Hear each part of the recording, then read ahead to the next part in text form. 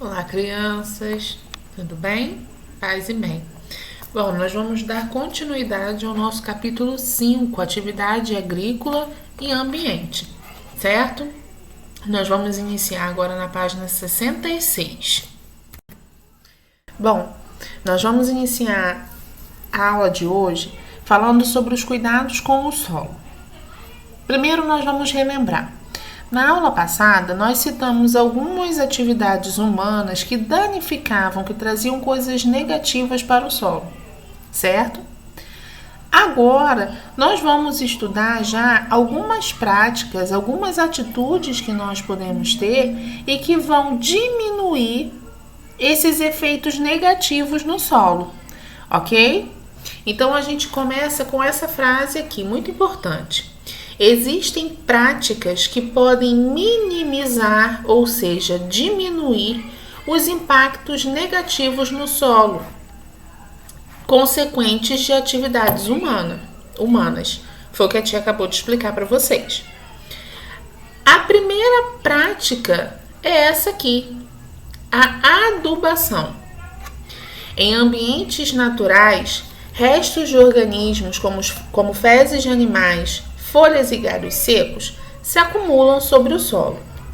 Fungos e bactérias se alimentam desses restos, decompondo-os. Nós já vimos sobre isso, né? O processo de decomposição. A decomposição resulta na liberação de sais minerais no solo que são parcialmente absorvidos pelas plantas. Dessa forma, a decomposição contribui para manter o solo fértil. Nós sabemos que para qualquer plantação acontecer, o solo precisa estar fértil. Então, se a gente sabe que a decomposição ajuda a manter o solo fértil, a gente então aprende que a decomposição é muito importante para as plantações, né? Destaquem essa frase que a tia acabou de ler, por favor. A decomposição até manter o solo fértil. Ok? Vamos lá.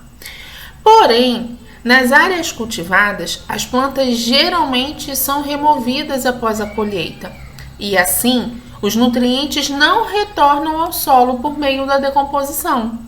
Olha aí.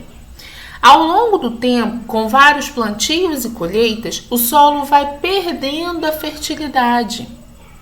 O que isso quer dizer? O solo vai perdendo as características boas para que as plantas consigam, né, se desenvolver. Por quê? É comum, nesse período de plantações, existe o período da plantação, e aí passa um tempo, vem o período da colheita. Até chegar ao próximo período de plantação, esse solo fica vazio, fica sem nada. Então não tem como acontecer a decomposição. Não acontecendo a decomposição, o solo não recebe esses sais minerais, né? Se ele não recebe, ele vai perdendo essa fertilidade. Ele não vai ficando um solo tão bom assim para as plantações. E aqui nós vamos entrar agora falando sobre a adubação.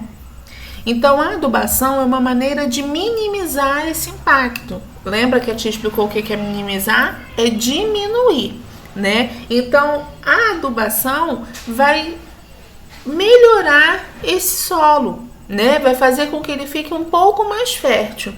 Então, olha só. Ela consiste em adicionar compostos chamados adubos ao solo para enriquecê-lo em quantidade e variedade de nutrientes. Destaquem essa frase, por favor, ela é bem importante. De ela até nutrientes. Então, a gente entende aí o que é a adubação. A adubação é eu colocar uma boa quantidade e variedade de nutrientes no solo, certo? Então, aqui vem assim. Os adubos podem ser orgânicos ou sintéticos. E aí a tia destacou esses dois nomes, orgânicos ou sintéticos. Bom, Por que que tá destacado? A tia quer explicar para vocês o que que é um adubo orgânico e o que é um adubo sintético. O adubo orgânico é aquele feito com esterco, ou seja, fezes dos animais e restos de vegetais. Orgânico quer dizer natural. Então não tem nada artificial nesse adubo, certo? São elementos naturais. Já o adubo sintético é aquele que é produzido na indústria, ele é fabricado. Então ele não tem somente elementos naturais, ok? Os dois podem ser utilizados na plantação e os dois fazem bem para o solo, certo? Nós temos aqui a imagem dos dois tipos de adubo. Nós temos esse processo aqui de compostagem, que é um método que vai colocando todos esses restos orgânicos, ou seja, naturais, né, de vegetais, eles são empilhados e aí acontece a decomposição. Quando acontece a decomposição, a gente tem aqui o adubo orgânico, ou seja, o adubo natural.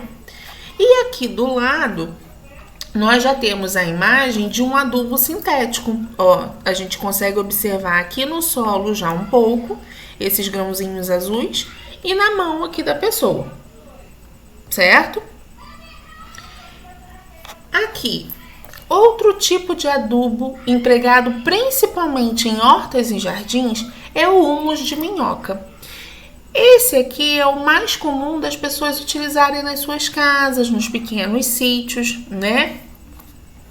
Ele é constituído de solo, ou seja, um pouco de terra, né? Misturado com fezes de minhoca.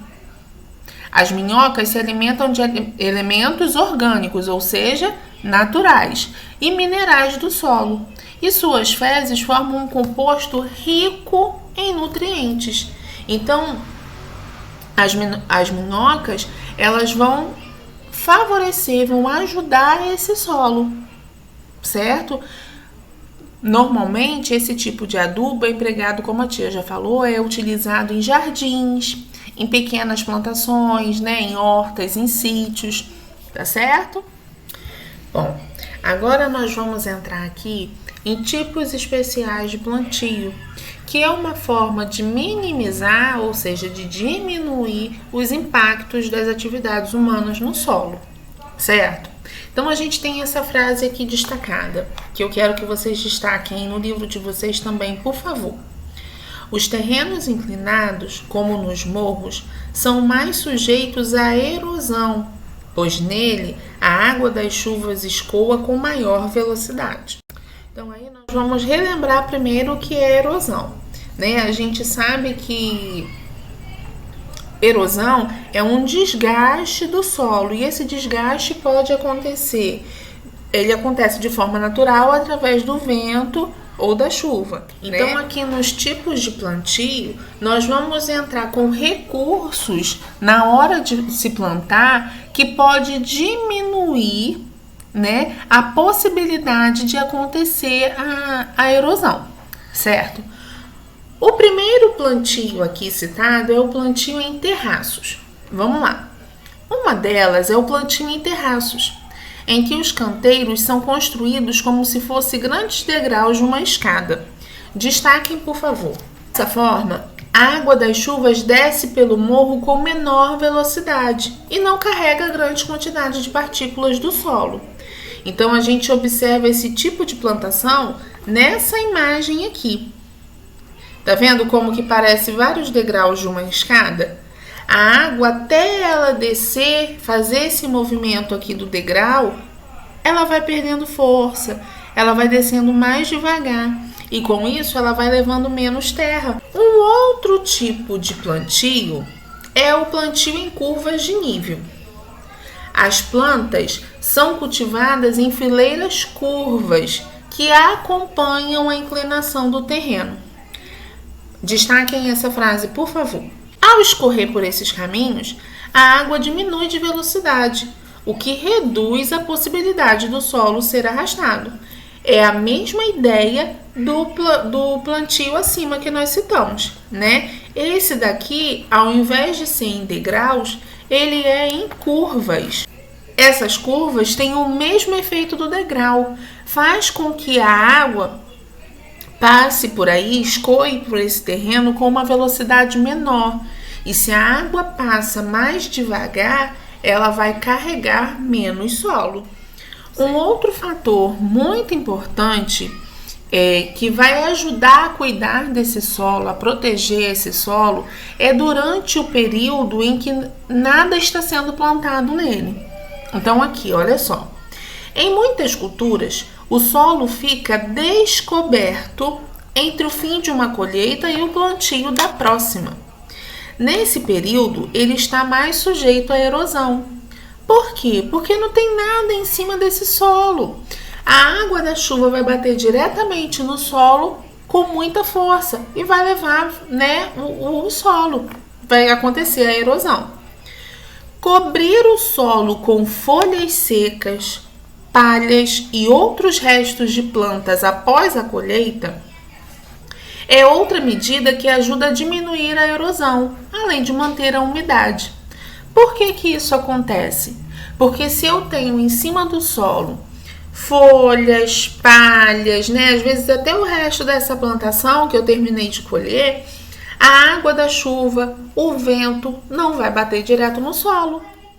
Além da água, o vento também pode carregar partículas de solo e provocar erosão. Olha só, foi o que a gente já havia citado. Plantar fileiras de árvores e cercas de arbustos em locais altos, onde venta muito, ajuda a diminuir a força das correntes de ar. Essas fileiras de árvores são chamadas de quebra-vento. Então vamos lá. Se o vento ele também ajuda a provocar a erosão, eu tenho que tentar resolver, não é? Então, essa solução aqui citada é a seguinte: eu pego um lugar alto, próximo da plantação, e eu vou plantar árvores ou fazer essa cerca de arbustos, porque o vento vai bater primeiro nessa árvore, nessa cerca, e ele vai perder a força. Então, quando ele chegar aqui na plantação, aqui no solo, ele já vai estar mais fraco. Com isso, ele vai levar menos pedaços do solo, É uma boa solução também. Bom, crianças, aqui nas páginas 68 e 69 vocês têm atividades. A tia vai deixar o gabarito dessas atividades na plataforma, ok? A gente se vê na próxima aula. Um beijo!